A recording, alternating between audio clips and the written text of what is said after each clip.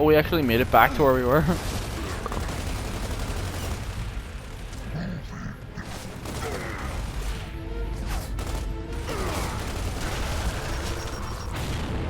Bro, how did you fucking die?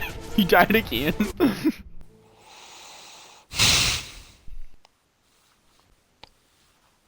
Oh, yo, someone fucking joined. Yo, someone's watching.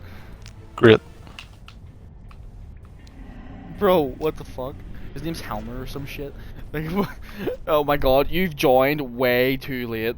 Bro, you've joined so late. See, if you had joined at least like a half an hour ago, you would have got one of the best fucking theories that are actually true ever. But you didn't. You missed out. I don't understand. Like, you've literally like you've missed it all out. Like, there was such good fucking, like, I can't even describe it. But like, That's one of my top 10 memories of all time. It all comes together. Think about it. Right. It all kind of stems from Rumpelstiltskin from Shrek 4 and his surging coke addiction, which is that also connects to Dory from Themo.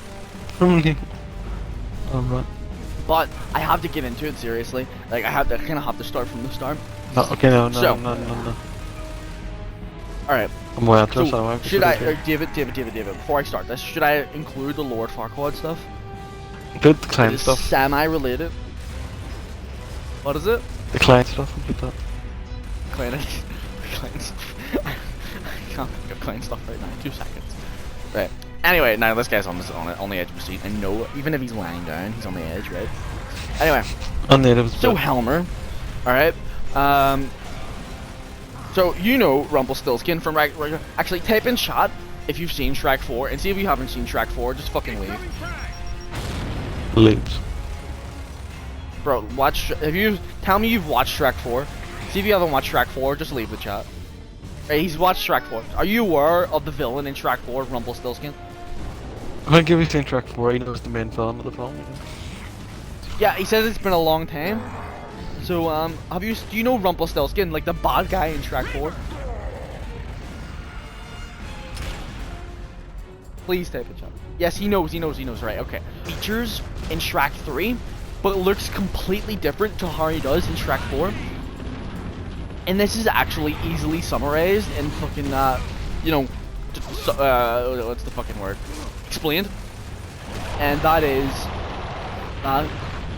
Prince Charming in the fucking criminal bar says something to him that touches Rumpelstiltskin to the core, which makes him go on a journey of rediscovery, thus finding the cave of the multiverse, which therefore he makes a deal with fucking Lord Farquaad's fucking spirit. Alright. But it's on where he can travel the multiverse, but he has a sacrifice in mind. He can only do it when he sacrifices, so he chooses his 2 testicles as sacrifices for the jump. So every jump he makes sacrifices a testicle, but he only has 2 testicles, so he can only go forward and back once. And so what he does is he fucking goes to our universe in his multiverse jump, and there it's realized that he gets. Oh, and by the way, in our multiverse jump, he goes 50 to 100 years in the future. I said 50 originally at a base, but it could be potentially 100 years in the future. And through this, he gets complete bodily reconstruction surgery, and including this, he gets an addition of 2 added testicles to his missing. Well, 1 and 2, or 1. So he has 1 testicle, 1 missing, which is just, never mind. So he's 3 testicles currently in our world. Okay, but in the future, time travel is discovered. And so what happens is they somehow configure time travel into his 2 testicles, right? I know, yes, I know you're following. Yes, I know you, the little mouse. This is serious fucking work right now. I'm serious. This isn't fiction at all. This is a part you have to research. It's in the deep web, okay, or whatever the fuck it's called. Okay, it's in here. It's like, this is the shit that the Shrek creators don't want you to know. And so So time, so time travels in his testicles. Okay, it's new 2 ones. Okay, so he has 3, right? He has 3 testicles right now. 2 have time travel in them. Okay, but so and also, he makes his plan for Shrek 4 by watching the Shrek movies in our universe. So he knows what's gonna happen and how he's gonna do it. This leads him to target Shrek in Shrek 4. And so he uses his original testicle that he has remaining to travel from our universe back to his universe. Therefore, the multiverse is done. He is back, so he has his 2 new restored testicles.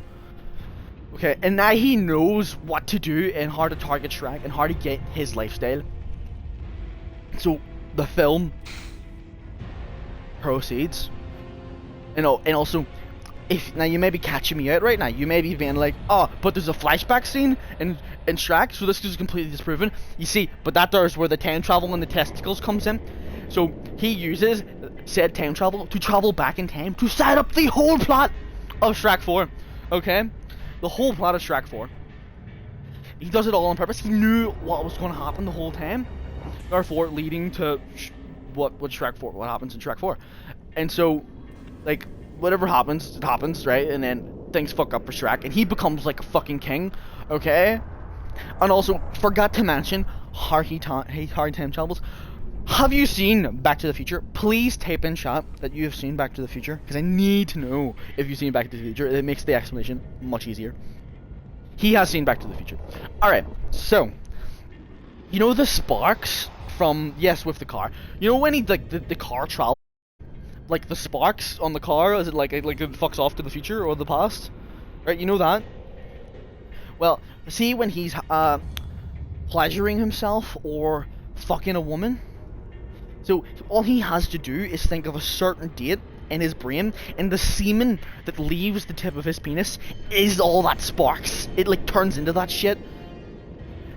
And what happens is it leaves his body and explodes, and him and the body leave the time and go back into the future or the past, whatever date he thinks of in his head, right? And so he does this. That's how he goes back in time to set up the plot of Shrek 4. Anyway, just doubling back on that. And so so then he becomes king and shit, and he's fucking minted. He has all the fucking money.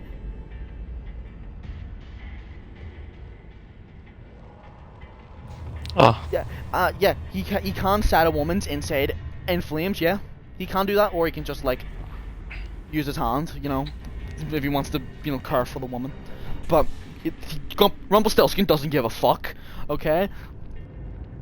And so he's back, and he said he's king now. He's king of the fucking castle, right? He has everything. He's constantly fucking women left and right. He doesn't give a shit. He has everything in life, okay? And also, he has cocaine. He isn't gay, okay? That isn't true, okay? You don't know. If he was gay, it doesn't make a difference. He would still, you know, it's all about ejaculation. It doesn't matter. Anyway, so where was I? Cocaine, right? Coke is in this world, okay, that he has, and because he's king of the fucking castle, he consumes so much coke, like Mount Everest levels of coke, okay? So much cocaine that at least one point in his life, every fiber of his being is replaced by coke, right?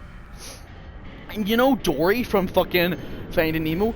He gets what the opposite of she has. So he has short-term memory. He has long-term memory loss. He loses he forgets how hard at time travel. He doesn't even realize he can do it anymore. Because what happens is when he fucks a woman or fucks his hand, and he thinks of a date, and as he ejaculates, he goes to the said date and past. But if he doesn't think of a date, it doesn't work. And so he forgets how to do it, and so why would he think of a date when he's fucking coming in someone? Alright? So so he loses his entire ability to time travel. Then there's how he doesn't fuck. That's how the same plot of Shrek 4 happens, because he forgets what, like, the change for him to win. So therefore, the end, and it all resets itself, and that is how balance is restored. Now, you may be thinking that's the end of the story, but it isn't the end of the story. We have a new protagonist now. Remember I mentioned Dory from Nemo? So I was talking about how Rumpelstiltskin got long-term memory loss, okay? But from that, we can infer that Dory's short-term memory loss, Dory's parents and their major coke addiction.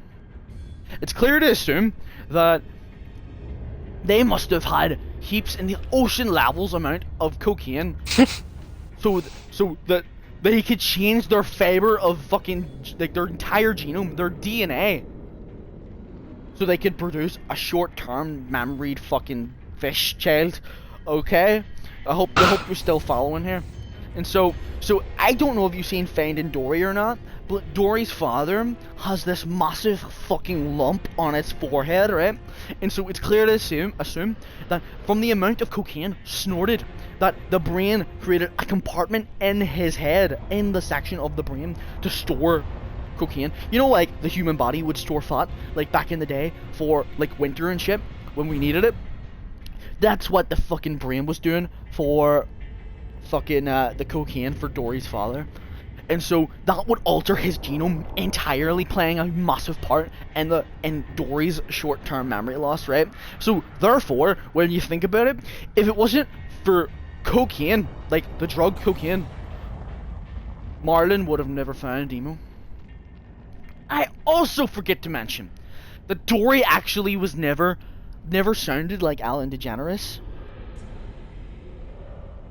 Yes, he has parts in his head for a massive amount of cocaine. Anyway, he never actually sounded like Alan DeGeneres, okay?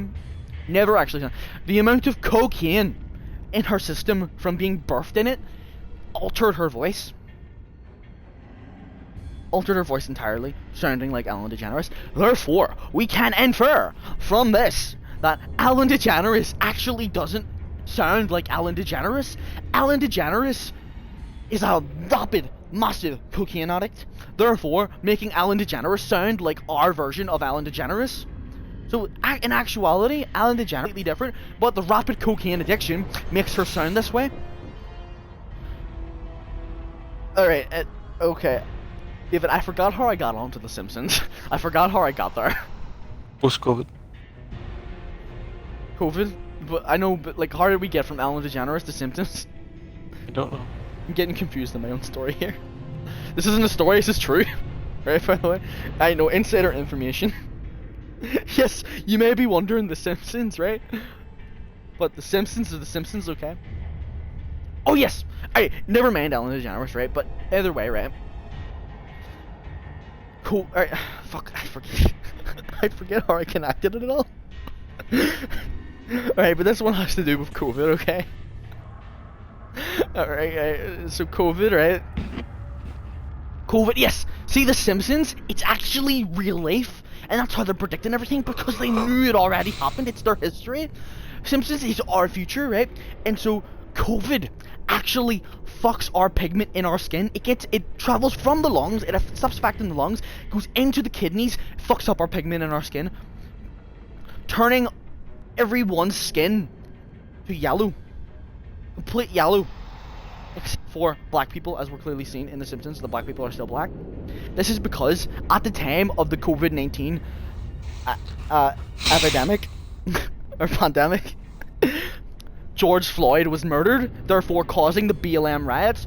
COVID felt sorry for black people in this moment and decided not to affect them, thus only affecting every other race. Now you may be wondering, Apu from Quickie Mart is not yellow.